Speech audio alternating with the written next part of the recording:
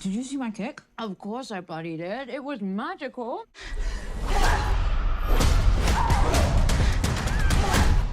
I'm pretty sure I drew blood. Okay, so you did. So, Nimra, I am absolutely delighted to have you on Filme Shilmy. So, thank you so much for joining me, and a huge congratulations on Polite Society. Thank you so much, Anuj. I'm very happy to be here. Right. Well, I mean, look, Nimra, whether it's Polite Society, Miss Marvel, and Kamli, all the work you've done are all distinct from each other. So, tell me, how important has diversity been in the roles and characters you choose? Huh. I don't know. Sometimes I do complain about getting similar roles. Sometimes the audience complains that I'm doing similar roles. I think I went through like about 10 years of working in Pakistan, where people said, oh, it's like if somebody's got to cry, then they'll have me doing the crying. I'm good at that. I'm good at crying. So it's been quite a change actually to do these three projects that you've just mentioned. Kamli, very much a sort of labor of love for the filmmaker Sarmad Khoosat, who's a very dear friend of mine and who I always get the weirdest parts whenever he's making something. He sort of gives me the part that he hasn't that I accuse him of not having thought through. So because I think like okay, this is really not been developed. So now I have to like sort of come up with something. But yeah, but it's a really great hands-on process when he's working, and so that company's been that was great. And Ms. Marvel, yeah, I'm as surprised as you are that I've sort of gone and done that, and it's Yeah. it was great fun. It was great fun. It wasn't it was like one of those things where you don't know what you're doing, but you assume that everybody else knows what they want. so, That's literally so been that my was mindset since the pandemic has begun. So honestly, I don't blame you at all when it comes to that. But look, I think in Polite Society, Raheela, your character has grey shades, but she's very pantomime-like. In fact, I was sitting with my friend at the press screening, and we were just discussing how she literally reminds us of Cruella de Vil.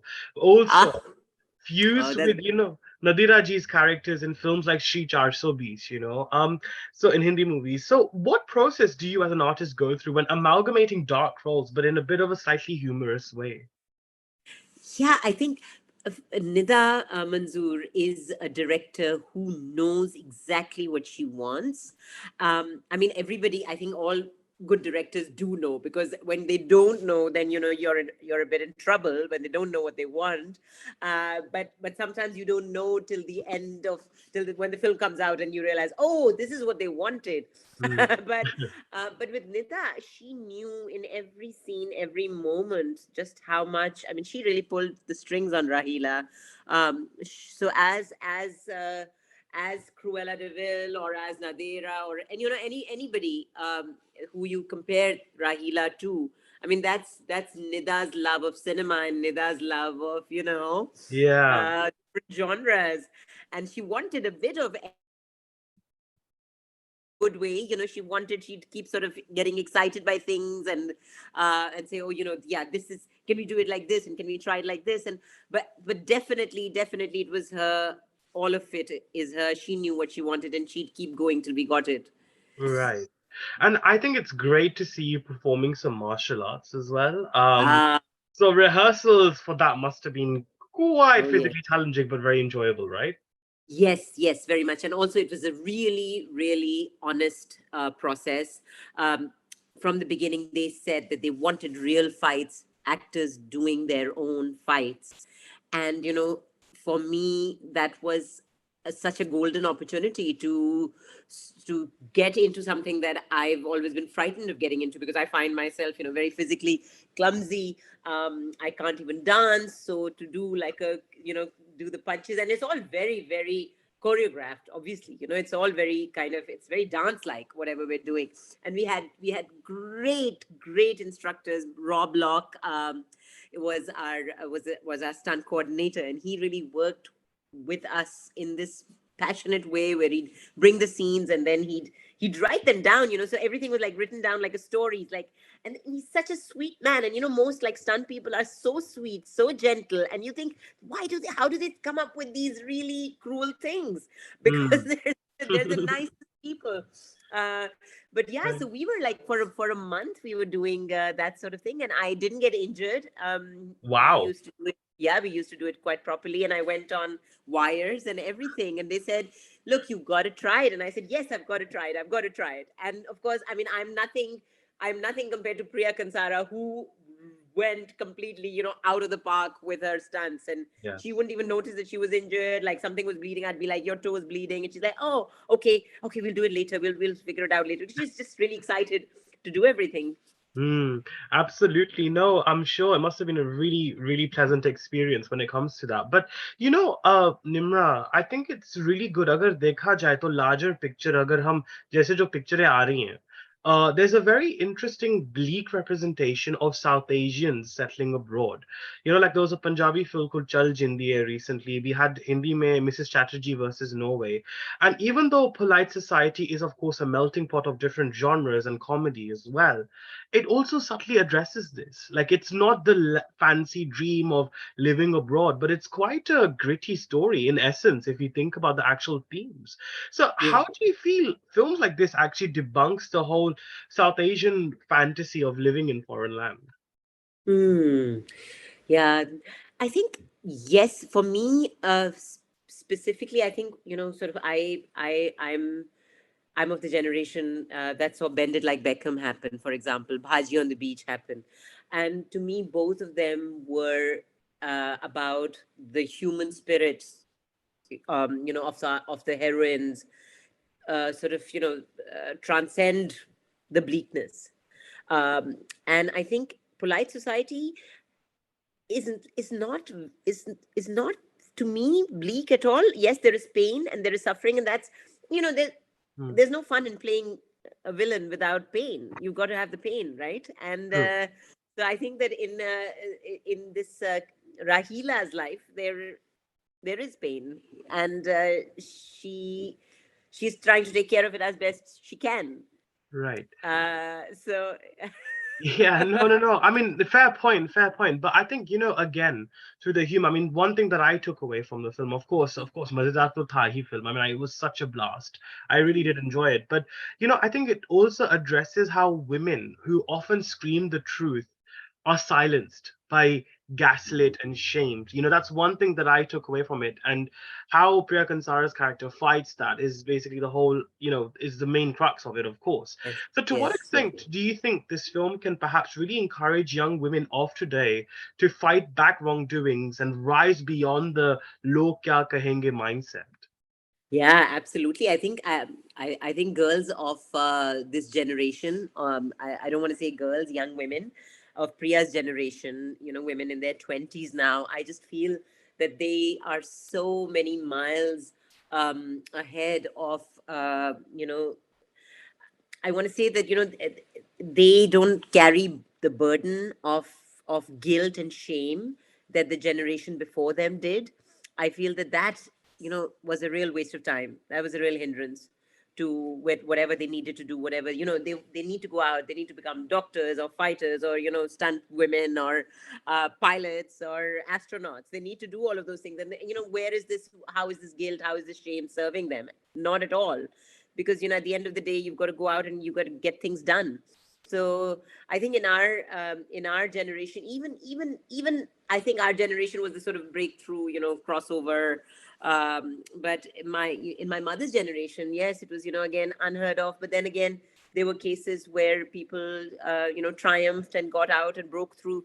I mean, I feel that every mother has pushed her daughter further than she herself Hmm. went. And Right. same with my mother and me. And if and my daughter, same, it would be the same.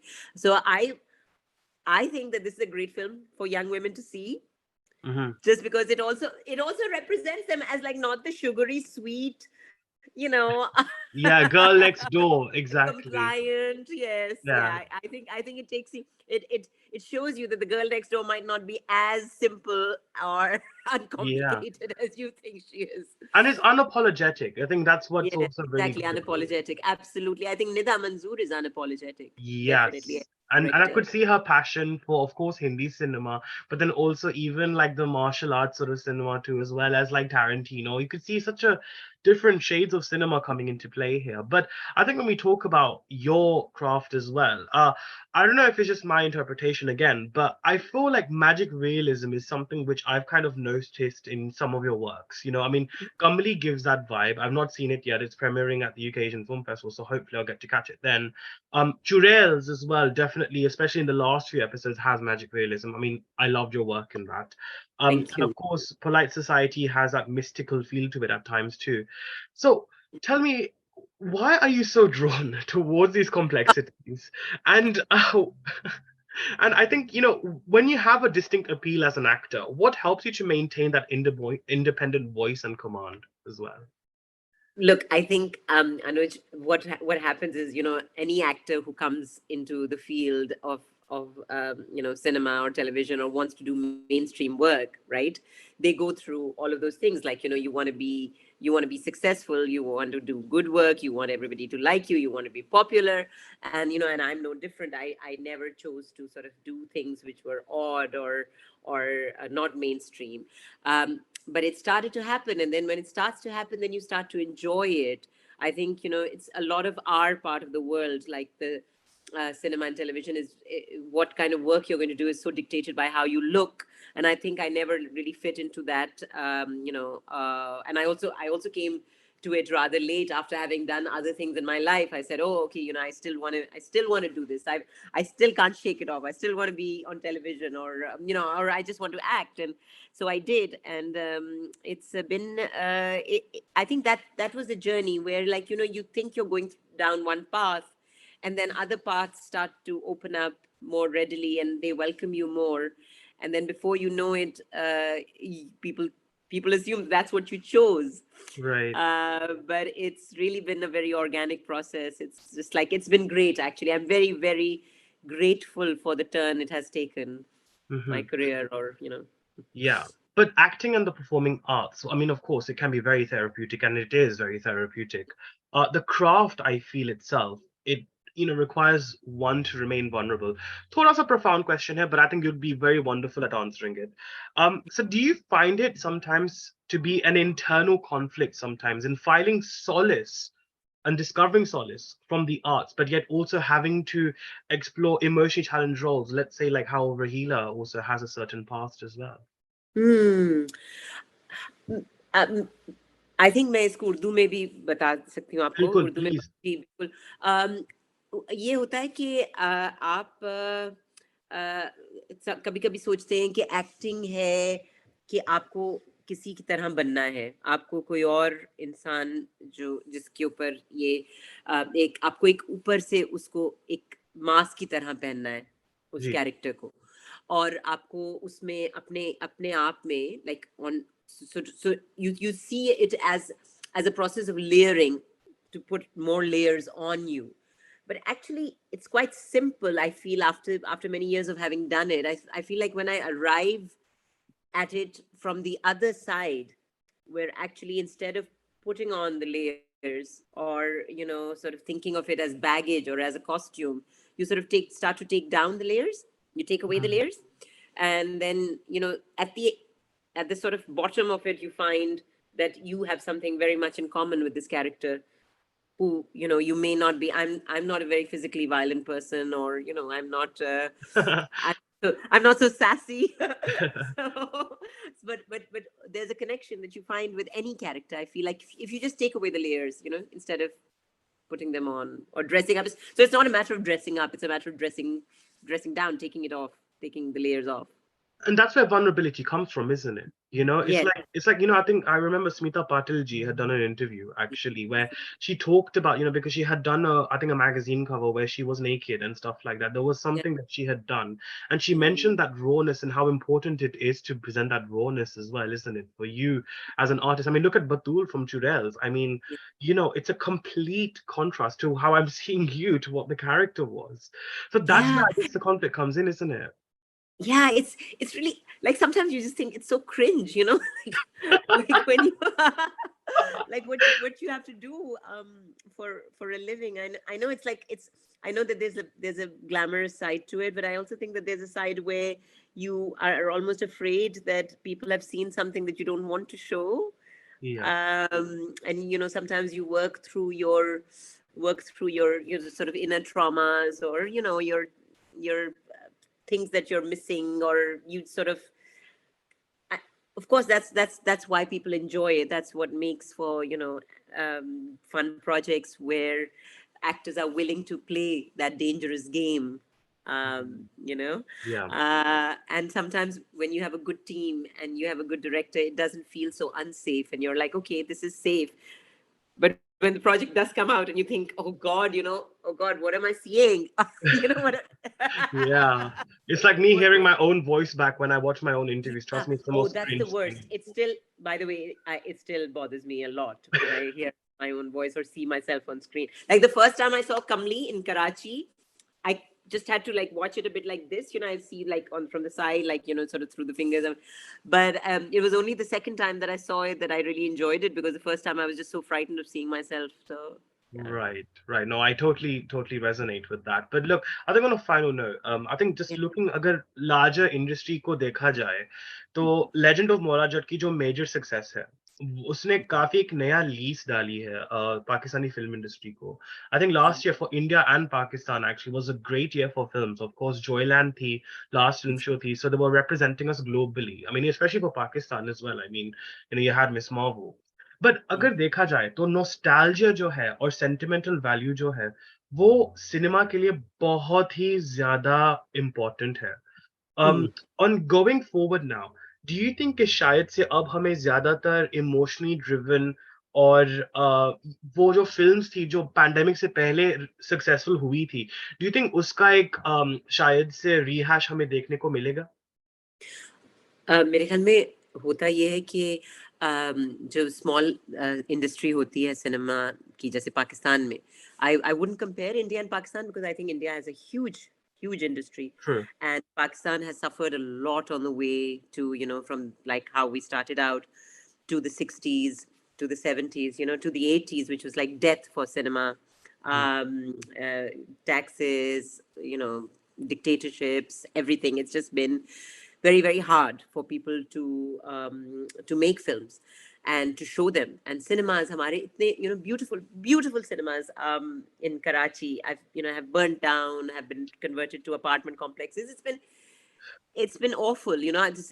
I used to go watch films as a child, and those cinemas aren't there anymore, and you can't even sometimes see where they used to be. So yeah, I think what has happened then is that Pakistani filmmakers have been trying to find their voice, have been trying to find a way to tell their stories, Mm. and sometimes it has meant that stories haven't sounded authentic, or it's just been a matter of them, kind of looking towards India or looking towards Hollywood and thinking, we could try to do something like this because that's what makes people watch. And, we could try to make big stars doing big things and go as big as possible. But, I think this new return to history, I feel, and the ownership of your own stories. So Joyland is an example of that. Joyland is a film that talks about what people are really like. It's and to see that, and you think that that's something that you can't show on screen, or that's something that you don't want to see on screen, because who wants to see reality on screen? But apparently one does, because I think that the success of Joyland, and also with Mola Jet, I feel the embracing of the Punjabi Sultan Rahi, the film itself, which was such a great kind of big classic cult film. I think to go back and embrace that. Why not? I mean, I don't see any harm in copying the past or learning from the past or owning the past. I don't think that, no two things are ever the same. We've seen all the stories that have been made, but we're seeing them again, and sometimes you want to see them again out there. That's why people want to see remakes, because they're all tributes. So I think don't reject history. I think embrace history is what we have learned, Hmm. and that's what we're doing now. I So I don't think know, it's a very good formula. yeah, very well said. And I think on a parting note, because I know we have to wrap up. Thank you. Sorry, I speak too. What do you think will be you'll be wanting to kick next in terms of the next project? Like in terms of, I mean, you've explored such a beautiful range already. I mean, and you have this such alluring factor about you. So what is there something that you'd like to really genuinely like to get your claws into next? God, I just like having work. I think I hate being unemployed, so I'll do whatever it takes to to just be working again. And as my friend Rashid Faruqi, who's a Pakistani actor, I'm like, oh Rashid, you've been playing the same role for 20 years. He's like, oh shut up, it's work. At least I work. So I think so. I think yes, I all work is good work. All right, all right. Well, look, I think thank you so much for that honest answer, Nimra. It's been such a pleasure to have you. You are such a marvelous, marvelous talent, and it's so great to see a wonderful collaboration like Polite Society. It's such a beautiful film, and I really enjoyed it. And thank you for playing the very No, no. deviant Raheela. It was so lovely. Thank you. Thank you for joining Thank me. you. Thank you. See you All right. soon. See you very Okay. soon. Yes. Yeah. All Bye bye. right. Okay. Bye bye. Bye bye.